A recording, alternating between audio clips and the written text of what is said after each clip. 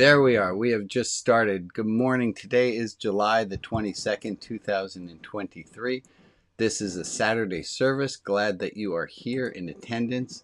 Wow, this is exciting. This is Saturday, July the 22nd. This is a day that I have been looking forward to for a long while. I'll explain in a second, but first let me put all my friends who have joined on video. Let me put you guys all on the screen so you can wave and say hello to the people watching on Facebook and on YouTube. Good morning. Hi. Good morning. There we all are. And I go back to the less dizzying view like this and get rid of the time and get rid of the date. Whoopsie. Get rid of the date. There we are. So good morning, my friends. I have been looking forward to today for a long while. There was a date back in November when I'm working on my book, and I thought this is never going to end. It was November. It was dark skies. It was rainy, and I said, "Hey, here's the book that I'm working on called Rabbi Brian." There it is. Rabbi Brian's Highly Unorthodox Gospel. The subtitle got changed since then, but we did like the fact that Highly Unorthodox Gospel spells out the word hug. I have been working on this book for over 2 years, and I'm getting closer to it happening. Now, today is officially a book launch party. Right. And I like to think of it the same way that when you're 10 years old, it's very important that your birthday be celebrated on your birthday. I am not 10 years old. My book, chronologically, maybe. My book is far from. It is not done. I've been working. It came back from the beta readers recently, and I got some wonderful notes from all of those people. And I have a meeting. I met with the developmental editor again on Thursday, and we are cleaning it up. The book goes to the literary agent on August 1st. So the book launch party, when I set this in November, I didn't know if I was hoping it would be at the literary agents by now. It is not. It will go to her on August 1st, and then on August 9th, she and I will have a conversation about where it goes and what happens to it. But I would love to spend a moment this morning to read a little bit of the beginning of the book. And oh, that's not the page.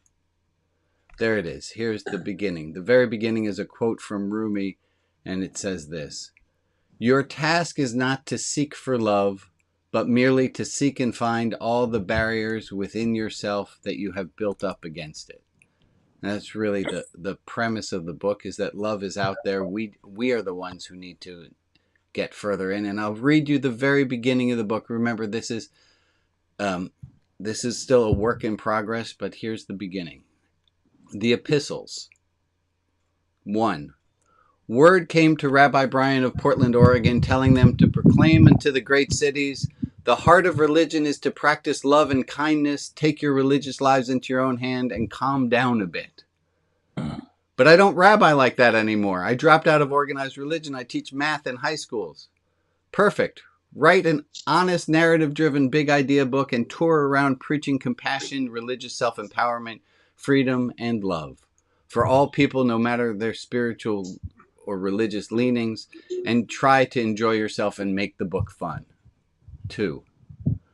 I'm Rabbi Brian, the author of this Bible-looking book. I'm glad to meet you and honored you're reading these words. My life has become a laboratory study of what happens when a clergy person prioritizes kindness, love, and acceptance over group membership and identity. I worked as a regular rabbi, pretending that the benefits of tribal affiliation outweighed the logic of a humanistic universal morality, but I couldn't do that too long. I always had a Hintergedanken, a thought always present in the back of mine, that God would look at the different religions of the world, be taken aback, laugh, and say, "Wait, what? You made teams?"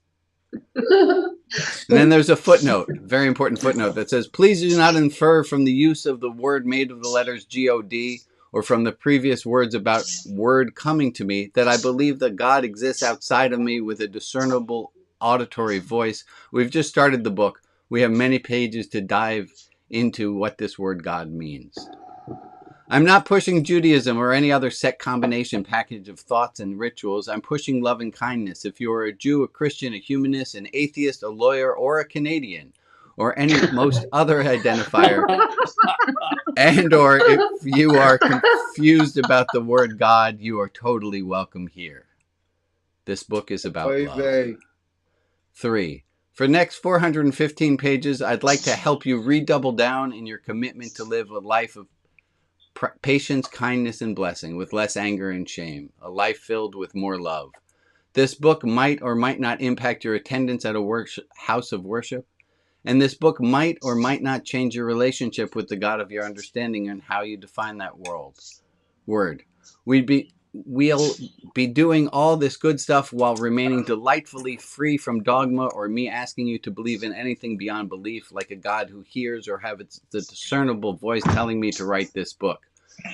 If you're all right with this, then yippee, keep reading. This book is for you. I'm delighted you're reading these words. And then there was a footnote here after a God who hears or has a discernible voice. It says, and I totally get how this might feel untrustworthy, telling you I've gotten a calling from, and then telling you that you don't need to believe anyone who got a calling. Please bear with me. We're only 4 pages in. And then the book begins from there. So,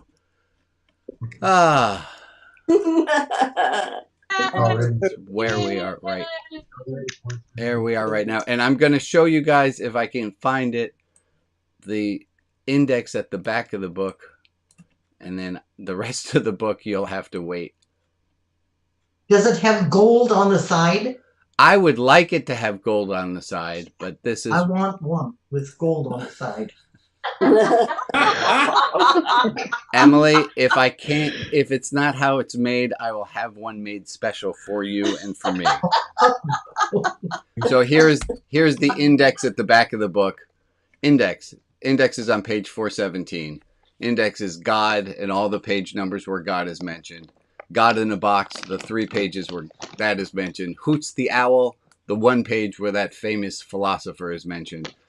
The word recursive, which is only mentioned on page 417, which is actually the page of the index. I thought that was really clever and funny. Salsa gets mentioned 3 times, and you all have heard about my morning smoothie. That gets mentioned 4 times in the book. So that's all we have so far for a book preview. I thank you guys for bearing with. Some of you were beta readers of the book, and some of you who are beta readers of the book are on screen right now. So let me thank you.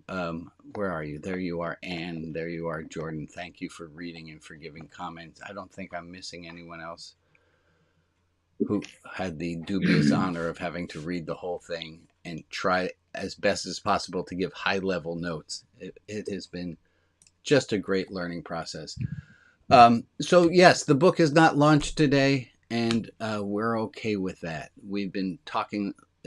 I'm going to be quiet for a second and collect my thoughts. Let me look at all your faces. Hi, faces. Hi, people. Glad you're here. Very glad you're here. I wanted to do a little bit of review, starting with something. Hold on. Well, let me actually just start with this before we get to review. Your task is not to seek for love, but merely to seek and find all the barriers within yourself you have built up against it. Your task is not to seek love, but to find all the barriers within yourself that you have built up against it. Let me take a quick survey of all of you who are watching. Does that quote ring true to you? Let me see your hands. Yeah. How many of us are seeking love hard? How many of us want to have more love in our lives? And that seems to be just about everyone. I will not mention anyone by name who didn't raise their hand, because that would be the opposite of love. That we all want more love.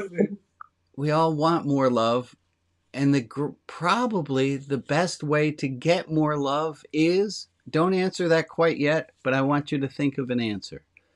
Give more love. According to this quote, the best way for us to find more love in our life would be to do blank. This is kind of imagine that this was a worksheet and you were to fill in a 2 to 3 sentence response. What would you fill in based on this? Your task is not to seek love, but merely to seek and find all the barriers within yourself you have built up against it.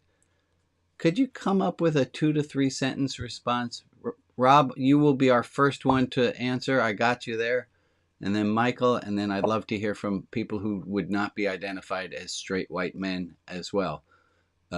Older straight white men. What would you have for an answer? Let's start with Rob and then Michael. What would you say, Rob? Your task is not to seek for love, but merely to seek and find all the barriers within yourself that you have built up against it. What do you say, Rob? Rob, you are on mute, which makes it hard to disagree with you. I get my hair colored like Maria. That would help you to break down the barriers if you had your... Absolutely. It would. Absolutely. Okay, well... Your hair's great today, Maria.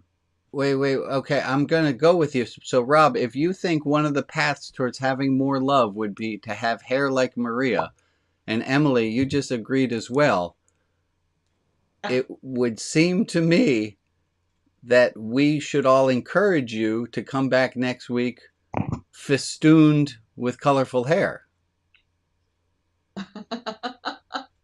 Rob, Emily, either of you going to do that? No. Okay. Emily, I think we might be. It's not for myself. Okay, and Emily, what do you say? I changed my mind.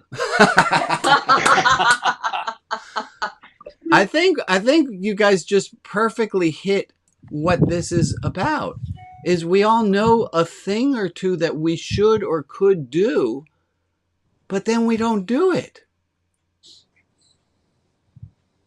Isn't that interesting? Michael, what do you say?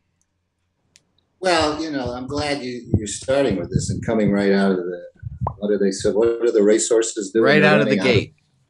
Right out of the gate. The issue is not love, love, love, and reduce everything to love. But the issue is, the examined self. Yeah. So to speak. That which is, it's not like love your neighbor as yourself, but what's hateful to you, don't do to your fellow person. And including ourselves. It's the examined life we're talking about. Love is not the answer, is what I'm trying to say. So I'm glad you're. Okay, and this is the direction you're going in. Well, thank you, Michael. Thank you, Michael. Ahava, what do you got? To put love into the public, societal, and cultural discourse and identity. That's what you think you should be doing. I think that's what we should all be doing. That's what we should all be doing. Are you willing to do it yourself? I am doing it myself. Okay, wonderful. And then Harold and/or Connie, I don't know who's got their hand raised. I got it. Go ahead, Harold. I think this breaking down the barriers is kind of an interesting comment because of first impressions. When I see you, I see a fuzzy man with a fuzzy hat and a fuzzy face. Is that something I want to get involved with? So the initial barrier is the first impression, and we've got to somehow overcome first impressions because they're killing us. And if we all had rainbow hair, it would be a way. Or if we had purple hair, you don't have to go full rainbow. If you had purple hair, people would look at you and say, well, that's somebody who certainly, or you had a red clown nose on your face, as John was rocking moments ago, that would be a visual. It's kind of like a dog wagging its tail. You would say, oh, that person's got rainbow hair. They must be enjoyable. Or you see an old woman wearing purple and you say, oh, that person knows where it's at. Or just the opposite. I see John wearing a red nose and a funny hat, and I say, he's crazy. I don't want anything to do with him. Okay. It is very hard to, right. And you're right, Harold. it's very hard for us to know how what we mean to communicate to others is being interpreted by others. No. Right. I clowned for 10 years, and I can tell you there's just about no middle ground in appearance. Either Okay. you come in dressed in a clown suit and they love you, or they turn around and run. And this goes for kids and adults both. Yeah. So that first impression is extremely important Mhm. in how you make a contact and how they make a contact to you. Correct. I want to hear more at a later point about you as a clown and what you learned. And I also, at some point, want to hear from Connie of what it was like to be married. Like Jane thinks she's married to a clown, but I didn't actually do it professionally. Avon, what say you? And then Betsy. Oh, Avon, we cannot hear you, my friend. I don't know why. Taking my mute off. Can you hear me now? That much better. Okay. Initially when you read it, I heard, multiple people's responses immediately were about love others. The answer is not to try to get love for you, is to love others. Yeah, And it obviously comes back. But I don't know that that's actually true if you have barriers to receiving love, which Right. I think all of us are riddled with insecurities and shit, where if someone was like, "Oh, I love that about you," you'd be like, "I'm trying to change that. I'm ashamed of that. That's one of my flaws that I'm, so diligently." Like, I have a friend who genuinely said to me, "I love how judgmental you are." And I was like, "Oh, are you sure?" Right. But it was funny, and they felt validated by the crap I said. And so I think one of the things is also barriers to receiving love is that you can seek love, but if you can't accept it once it's there, you've wasted your time. I sent my book to 10 different beta readers. 8 of them loved the whole thing. 2 of them I paid more attention to. Quick show of hands. How many of us have a hard time taking in a compliment? Okay, right? I don't think I need to spell that one out. Compliments are like little bits of love. We have a hard time taking in a compliment. I think that fits this quote. Our task is not to seek love, but merely seek and find all the barriers within ourselves we have built up against it. We don't take them in. Betsy, and then Joe. I would say the first step to getting more love in the world is to love ourselves. Yes. Yeah. And we don't do a great job of it. And my question, I guess all of our question is why? I'll be right back. Go ahead, Joe.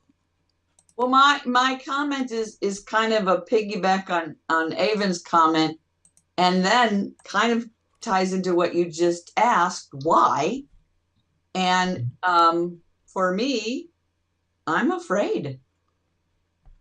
Can you give us a little more? Yeah. I'm afraid of what? I'm afraid because the way love was taught to me was not necessarily healthy or appropriate. Yeah.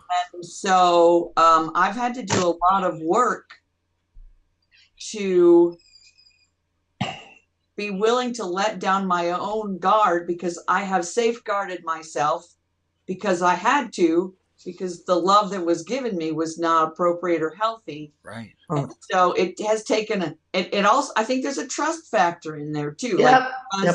Because it wasn't appropriately doled out as healthy, I have to trust you first, then I might love you next.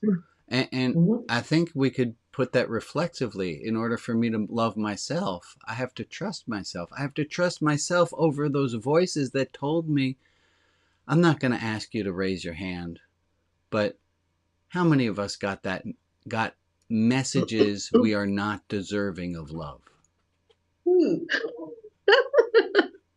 Right? That's a really fucked up hard thing. We all got messages we're not deserving of love.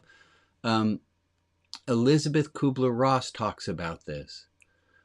Aaron, let me take your comment, and then I'm going to jump back to Elizabeth Kubler-Ross. Go. Oh, wait. Before Aaron, I got a beautiful thing here from our friend Spring Phoenix on YouTube.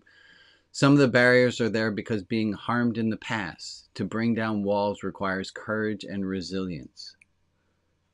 Thank you, my friend. Aaron, what do you say? Okay. For me, I have a lot of skepticism for love as a self-protection. To protect myself from people who aren't authentic. I'm going to protect myself. On there. How many of us, show of hands on that one, how many of us protect ourselves by not allowing love in? Right? Measure that. It's really hard. So let me bump back to Elizabeth Kubler-Ross for a moment. Elizabeth Kubler-Ross says that most of the love that we get is conditional, especially as children. Yep. You went pee-pee in the potty. Good. You didn't go pee-pee in the potty. Not so good. She goes so far as to say, she uses the word, and it's a triggery word, but bear with me. She says the love that we get in our childhood is often prostitution. That we have to sell off a part of our authentic self in order to please the power around us. True. We have to sell off who we are in order to buy what feels like love, but it's not really love. So to bring us back to this quote, to seek out the barriers within ourselves we have built up against it, some of that was protection. Some of that was you. Okay. Isn't contractual love to some extent marriage? I'm not saying it's the same thing. Just saying that there's a certain amount that is good that's going on. I don't want to say that's all it is, but yeah. Jane asked me to clean up the closet that has the suitcases in it. I'm going to show Jane love by doing this task that I don't want to do. Carol, you look poised to say something. I disagreed with your reaction to the comments you got from your beta group. I think you thought that everyone loving it was a gift to you, when in fact the people who had comments about it were taking much more time and were saying what they thought would be helpful to you. You don't need someone to say good boy. Oh, wait, slow down. So both sets made a lot of comments. Oh, but that's not how you presented it. You said the first 8 just loved it. No. Thank you. The first 8 loved it, and they told me what parts they liked, and they told me, and then there were 2 who did not like my premise, who didn't like what I was talking about, and I found myself more captivated by the criticisms, and how am I going to turn them from not liking what I was saying to turning them into liking what I was saying, as opposed to spending the time sitting in the joy that 8 out of 10 people said, this is amazing, I love what you're doing. Well, what I have learned is that I can learn more from the people who criticize me than those who compliment me. Okay, and help me with one extension of that, Carol. How is that when it's within my own system, within me as my own person? Am I being loving to myself by telling myself I'm not there yet and I need to go further and push myself harder? Yes, I think that's very loving, because I think our job is to persevere, that we are here to endure, to persevere, to not give up. And there are times when we're tempted to give up, and when we say, no, you've come this far. As we say to the snail, you can climb Mount Everest, but you have to go slowly. Correct. Michael, thank you, Carol. Michael. But take a coat with you. Carol, does it depend who criticizes you? No. You chose who you asked to criticize you, so presumably you respect each of those people. It's not just anyone on the street. I would like to offer this space and say, here we have a chance. It's Saturday. I'm a rabbi. We have, in Judaism, we have this great tradition of taking a Sabbath. And maybe taking a Sabbath of, what work are you not going to do on the Sabbath? Maybe on this Sabbath, I'm going to not be so critical of myself. And I can be critical of myself days 1 through 6. But today is going to be a day where I take in love. Okay. That sound like a good start. Okay. Obviously, most of you have done the math already. We're not just talking about me. No, I mean, criticizing ourselves is hard work. It is hard. If you really think about it, it is hard work. Not all hard work is fruitful. Let me go to Marcella and then Debbie. I see your hand up. Thank you. Marcella. So I know everyone is using the word criticism, but I'm wondering if what everyone means is feedback, and there is a difference. I like that. Okay. Yeah. There's a great quote that I heard that bumps into that, Marcella, that says, when you ask somebody to make an effort, you honor them. Oh. That just well, saying the same word. Sorry. So go ahead. Sorry. It's all right. Let me go into to hear from Debbie, who we haven't heard from. Go ahead, Debbie. I just want to say that you have to have a conversation with your inner critic and say, today is not a day that I want you to hang out with me. Right. I'll listen to you tomorrow when I'm ready, and I'll decide if I'm interested in what you have to say at that point. That's perfect, Debbie. And that brings us in review back to I don't know if Melissa is on. Did anyone see Melissa here today? She was here earlier. Yes, somewhere she had been. I'm here. There you are. Hi, Melissa. Hello. So if you weren't with us last week, Melissa taught us a wonderful thing that we can do when we have that negative internalized voice, the NIV, the negative internalized voice, that instead of listening to the negative internalized voice as gospel and to listen to it and cower and go, oh, I'm terrible, that instead we can listen to the negative internalized voice and we can say, well, hello, negative internalized voice. I like that. Interesting to hear. Funny you should be here again, you negative internalized voice. Can you imagine saying that to a person who criticizes you? Of taking the wind out of their sails? Or somebody used the phrase of, we don't have to keep our sails up in that wind. Can you imagine not taking in the criticism and let it just flow through? The criticism that either is from somebody outside of ourselves or the criticism that's within our own biosphere. Anyway, I got some emails and comments from people who said they really enjoyed doing the hello comments to their negative voice. Does anyone who had who shared with me want to share with the group as a whole? Yeah, Maria. I've got one. Last Saturday, my mom and I got really annoyed at something a friend said. And, we were sort of kind of thing. And then I decided to try it and do that. Hello. Told my mom about it. We both started doing hello as funny as we could. And we just had ourselves laughing and laughing. And it just really helped to sort of dissipate the annoyance and give a little bit of space to look back at it and just sort of go, oh, well, okay, right? Yeah, right. I was annoyed at this, but blah, blah, blah. So, and that is, I'm saying hello to everything now. Right? To not take this all as so seriously. I want to tell you guys, a story.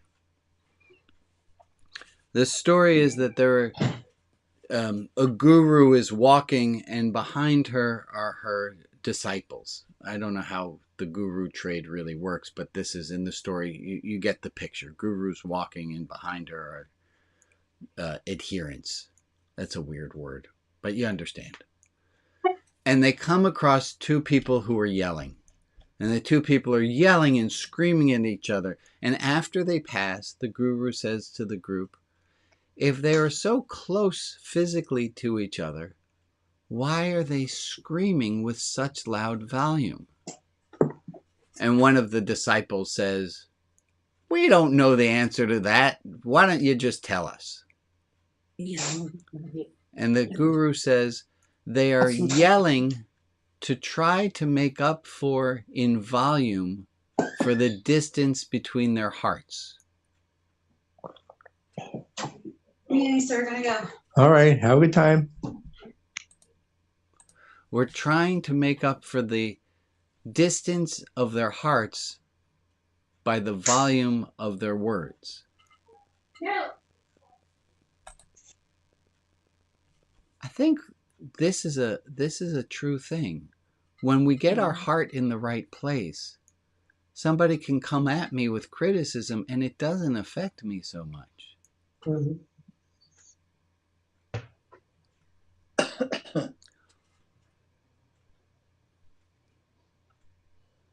I'm pausing here because I'm just looking at all the peoples.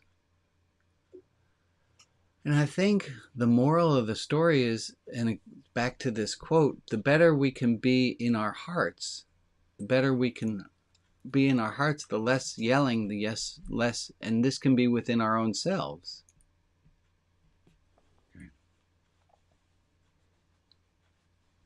But It helps to know what you want. Yeah. But we have to matter. We have to matter for there to be love. And I'm not sure that we live in a society that encourages us to matter to ourselves or to each other. We live in a psychological world pretty much now, you know, that's being determined. So to know what you want and to be in touch with how you feel is very helpful in this world we live in. And what do we want? What do we? What are your expectations? You know, because you're talking about this with your book. I mean, what really do you want with this book? What are your expectations? Who is your audience you're trying to reach? I want to reach. Thank you for helping me to verbalize it. I want to help people to see that, as you just said, Michael, this is in Ahava, you just said, the society around us is not doing us a lot of favors all the time. Not at all. And there's a great quote from Krishnamurti who said, to be well adjusted to a profoundly sick society is no indication of health. To be well adjusted, I was at a rehearsal dinner yesterday with somebody who moved to New York City. And I said, I had to move out of New York City because I found that 8 million people all colluding that stress is somehow good for you doesn't fit. I think Candace had started to say something before. No? No? Okay. Sorry. Okay. I love your hat. Yeah. Oh, we're loving Candace's hat. So if you're not on visuals on Candace, Candace has a cat perch right above her head, and it seems that she's always wearing a cat hat. That's so cute. So the second part to your question, Michael, is what I'm trying to do in this book is to try to show people that this thing that we want, peace, love, kindness, it's there. And all we need to do, it's easier said than done, all we need to do is to see within ourselves what barriers have we built up. Case in point, our friend James, who's in prison at Pelican State Penitentiary. There's a great quote that says, the difference between a monastery and a prison is that of perspective. That's a rough quote.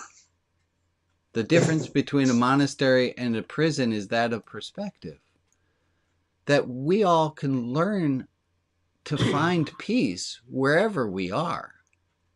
And maybe we can't find it all the time, but we can be 1/60th better today than we were yesterday.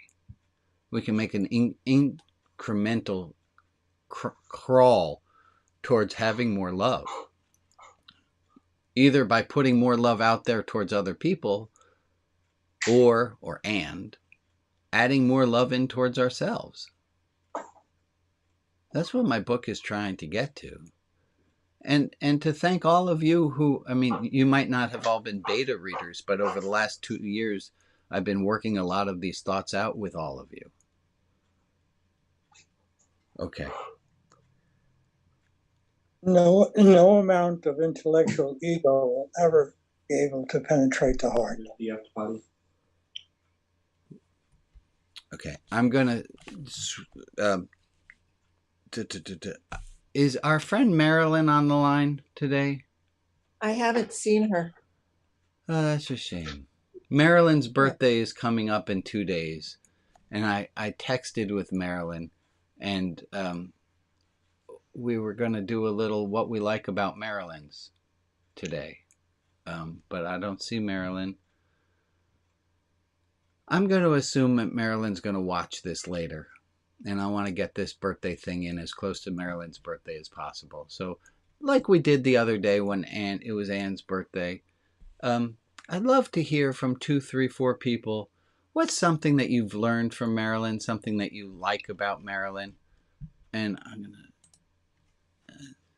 I'll start, and it's going to sound a little bit goofy, but it's, Marilyn, you helped to teach me that there's nothing wrong with a grown adult having a very vibrant, loving relationship with stuffed animals.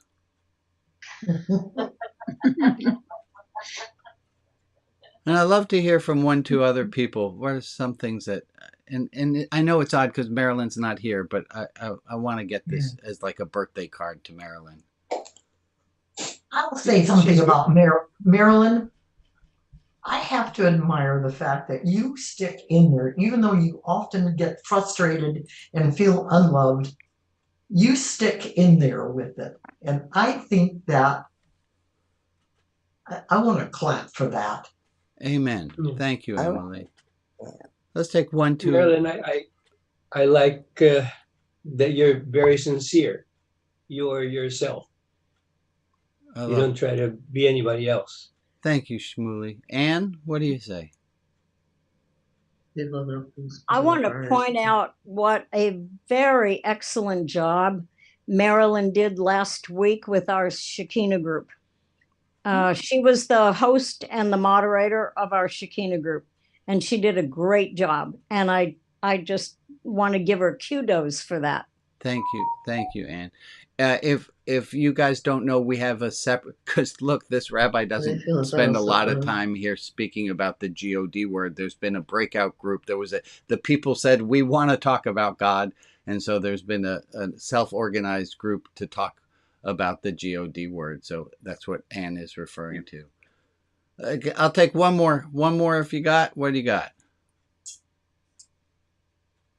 Marilyn, I love how you always, excuse me, are trying to learn things, whether it's looking up new ideas or whether it's looking at yourself and trying to learn more about yourself.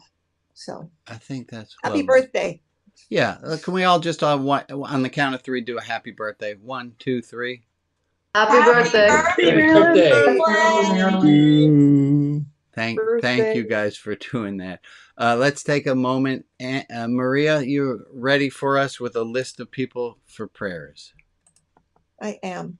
This is the name of people to lift up and send positive energy to: Alex, Francis, Shmuley and Maggie, Cousin Amy, Bill and Karen, Dave, Alyssa, Rob B, Kim W, Rita S, Greg, Bill and Sue, Eileen and Frank. If there is another person in our community we can send light and love to, please put their name in the chat and I will add them to the list in the new clubhouse. And for the people who aren't named, but who are in our thoughts, we send them light and love as well. Well, thank you. Thank you, Maria, for doing that. We are going to set a 1-minute timer to have a moment of silence for everybody. Did the 1-minute timer show up on the screen? Yes. We're going to start a 1-minute timer again. Hold on. Countdown timer.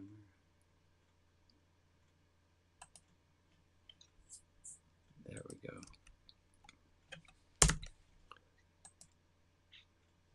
There's our 1-minute timer.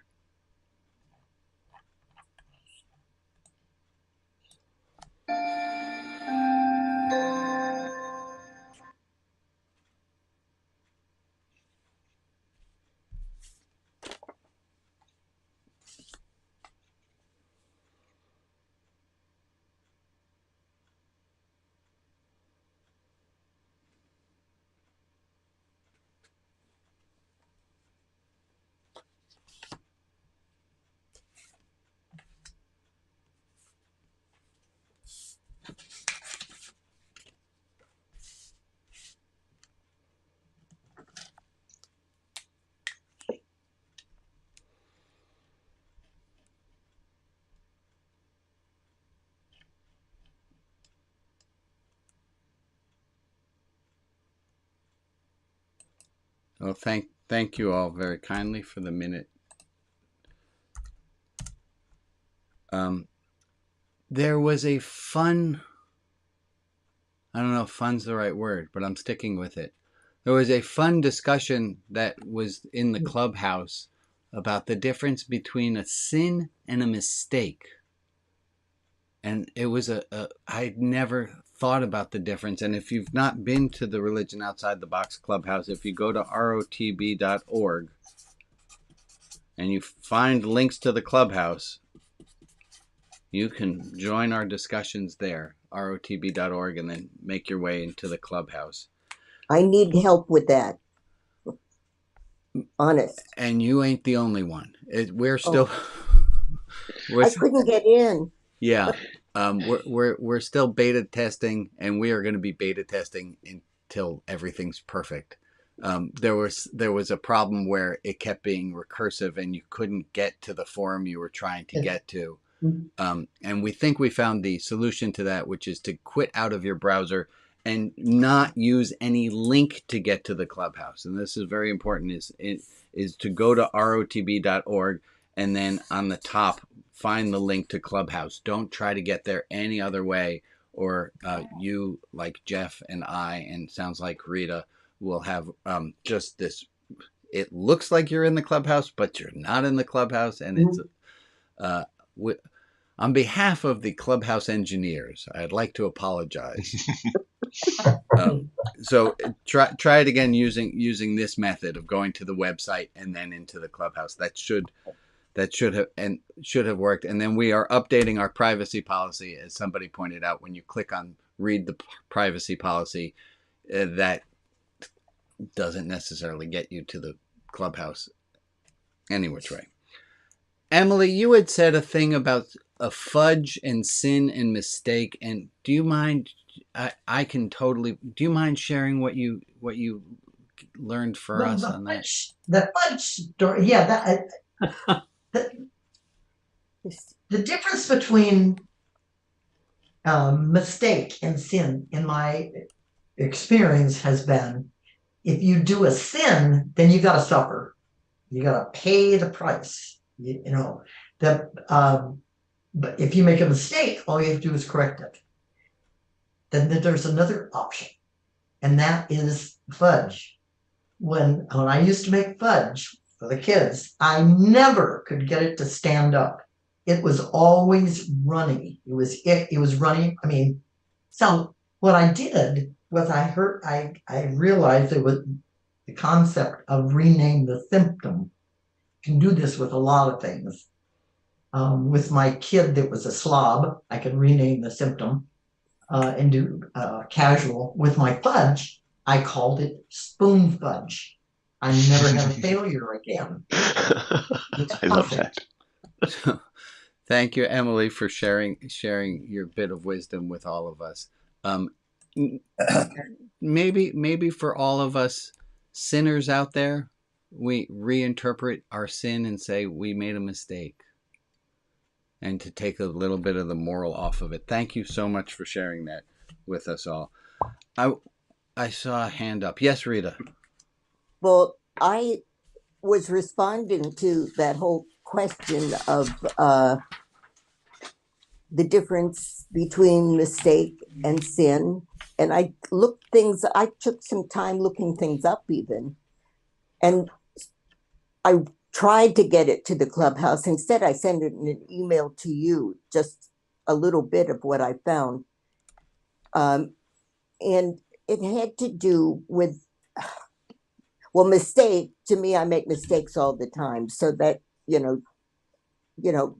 that a mistake has no moral meaning, in my opinion.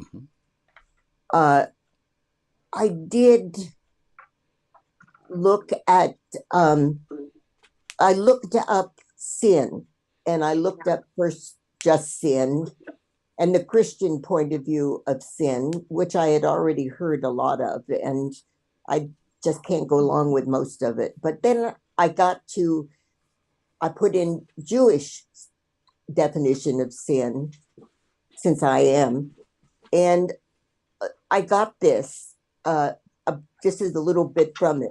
It's what is sin? Like almost everything else, it depends on who you ask. The Midrash, Yalkut Shimoni on Psalms 25, describes a sort of panel discussion in which this question is posed to 4 different authorities. Wisdom, prophecy, Torah, and God, each of whom gives a different definition of sin. According to wisdom, sin is a harmful deed. According to prophecy, it is death. Torah sees it as folly, and God sees it as an opportunity. And what I found most amusing about finding that, it's from the Habib, it's from the same source that Martin Buber got all of his ideas from, well, some of them anyway. And I thought I got led back to Martin Buber again. So you and your boyfriend, you guys. My boyfriend. Yeah. We'd be dating at time. Yeah. But here you are. Thank you for sharing that. If you would like to continue in this discussion, please, this is what we have this clubhouse for. Also, if you would like to start a discussion in the clubhouse, because we're not all on the screen at all times, that's why we have that. And I'd love to encourage you to do. And then again, extra kudos to Anne, who looks beautiful, but you should see her as in the machine shop. She's got grease all over her, and she's under the hood of the car. It is, you have no idea how annoying and frustrating it is behind what you see in the clubhouse. It is a mess. So thank you, Anne, for that. I have a few announcements to make. Let me bring those here. There's an address on screen here, and I'm not going to ask you to do this. I'm going to tell you to do this. Please write this address down on an envelope or a postcard. This is Charles, who's a friend of James, who's in prison. Charles is hitting horrible depression. His birthday is just in, I think it might actually be Marilyn's birthday in 2 days. James has asked, would you please send a birthday card? You don't have to put a return address on it, but just that Charles can see that there are random people in the world who want to send love. You don't have to write much else. You can just put a heart in the envelope. Do not put in anything metallic, anything. Don't be fancy, because I just got rejected for sending. I sent James a whole bunch of things, and I put it in a plastic envelope. Not allowed to do that. Don't get creative. Just a regular card with nothing glued or sticky or confetti on it. Just send a card, please, to Charles, and just say, Charles, I'm a random person. I just want to send you some love. I thank you for doing that. Immediately after this service, there are small breakout groups. I heard there was some, last week we went into breakout rooms, and some of you said, hey, you know, there wasn't enough time in the breakout room. Yeah, I get that. Here's an idea.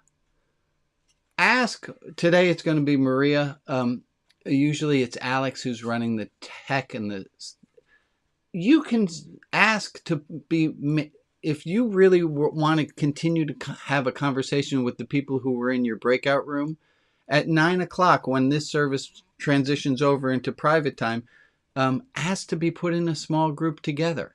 You guys can be in your own small group. We might technically, and thank you, Maria, for having volunteered to see how well that's going to work, to please do that. This announcement, because it's always very important. It is okay not to feel okay. It's okay not to be okay. We all have hard times, and that's all right. There's no need for us to beat ourselves up for having had a hard time. In the rabbi's room after the service, hey, would you like to help me? I just wrote it down on a tiny piece of paper. That has the word retreat on it. I'm starting to think about running a religion outside the box retreat. If you would like to have input on that, show up to the little rabbi room in 10 minutes time and you can talk with us there. And other announcements. That is it for announcements. Chit chat around that. Continue your breakout rooms. Okay. I want to bring up a thought that we've had in the past. We haven't talked about it for a while, but I'm going to put some letters down here.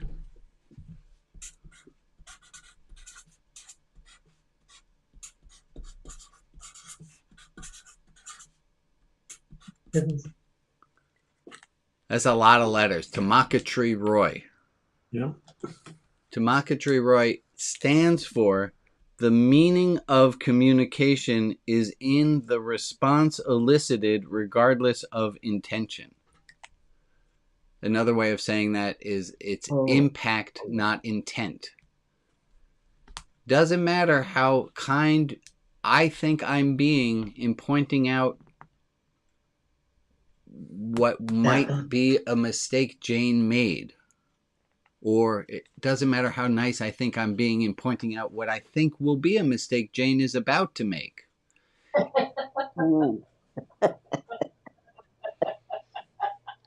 It doesn't matter how much I think I'm doing my child a good service by telling him, this morning I just did this, he's sitting, Jane says, hey Emmett, would you like a piece of challah bread? I made challah last night. She's passing this way. Emmett's there. Emmett, would you like a piece of challah? He says, oh yeah, that would be great, and stays seated in the chair as Jane goes the other way. And I went over and I whispered in his ear, hey dude, you're on your phone. You could have gotten up to get yourself a piece of challah. Now, it doesn't matter how loving I think what I said is. The meaning of communication is in the response elicited, regardless of intention.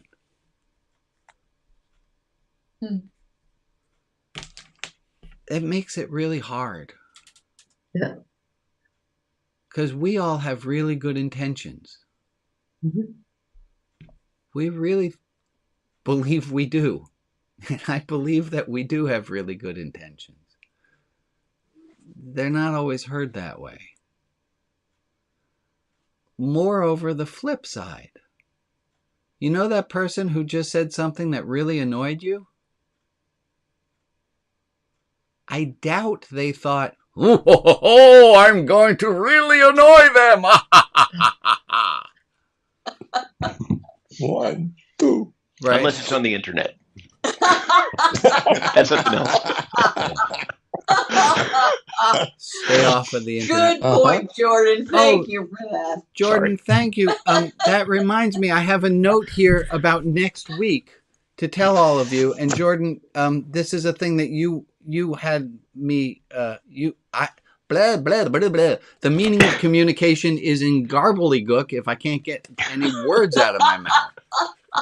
Jordan, can you tell everybody about why I have a note about a phone bank on 729? Yes, thank you, Brian. Next week, we are having a week of action at Sister District. And what it means is it's an opportunity to phone bank with us, try it once, and I promise we won't bother you again for the rest of the year. So if you come what is Sister District? What the heck are you even talking about? Oh, my goodness. Well, boy, I don't want to take up the rest of your service, Brian. Sister District is Stop. No, I really don't mind. Because we have, like, people wanted to get into breakout groups to talk about the Supreme Court, which is nice. But words are one thing, actions are another. And if you don't like the way things are, your options are complain about it. And apparently if you complain about it enough to like-minded people, something happens. That's not true. Instead of just complaining about it, you can do something about it. So tell them, what does Sister District do? Yeah, thanks, Brian. Sister District is about people who want to support progressive candidates in important races in other states. So we work in state legislatures where progressive policy is enacted, like, gun reform and reproductive rights, really important stuff. So we've been making phone calls into Virginia this year. Yeah, this year is Virginia. Because Virginia has an election coming up in November and most other states do not. And hey, if you live in Canada, we looked it up. You can also make phone calls. It's true. It's true. And it's really important because Virginia is one of the only states left in the South where women can get an abortion after 6 weeks, and that's maybe going away if the other side wins next. So if people want to do their very first phone bank, it's kind of fun. We do a little Zoom group and we make phone calls, and most of the time it's wrong numbers and people who hang up on you. But sometimes you get to talk to someone who's really excited that somebody cares. And so if they want to get involved next Sunday, how do we do that? I am going to dig for the link really quickly. I have a link to sign up, and let me make sure I put that in the chat. And we would love to see you. We promise we'd take really good care of you, train you up. Let me find that link, and I will put it there in just a minute in the chat. Thank you so much, Brian. Yeah, you are welcome. This is how. It's weird that this is how democracy works, but this is how democracy works. Yeah. So, hey, Brian, can I say one more thing? Yeah. I believe firmly that voter outreach is an act of love and hope. It really is. It's expressing, your values and putting it out in the world. And so that's why I do it. So that is 2 hours from this time this week, and then 2 hours from this time next week. If you want to join us on Bring Your Friend to Phone Bank Day is next Sunday. Okay. And let me put it in the chat right now. Thank you, Jordan. Thank you, Brian. And in case, you probably know, I tease Jordan a little bit while he runs his phone bank, and it's adorable. Okay, folks, we're coming to the end of this hour. Please stick around for the second hour, which is not broadcast to the world. But before we go, what's a bit of wisdom that you're taking with you? What's a thing that you learned today that you want to hold on to, that you're going to keep with you? What's a thing? Rabbi, I'd say not having barriers to love and thinking about what the barriers are. Dismantling barriers to love. What a beautiful thing to remember for a week. Someone else have a thought that they want to share, something they want to hold on to? Hello to our internal criticism. Yeah, let's have a little bit of a lighter touch with regard to our internal critic and say, hello, internal critic. So it's you again telling me how much I suck. Let's have a little bit of a lighter touch with that internal critic and see if we can't come into some dialogue with it. Love that. Yes, Betsy?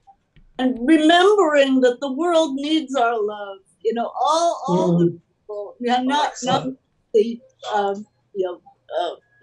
pretty popular people, but the people who are neglected, the people who are in prison or annoying to other people sometimes. Everybody needs more love. Amen, including ourselves. I'm going to sign us off. Let's say goodbye to the people. Let's do a little wave. Say goodbye. Bye. Goodbye, all the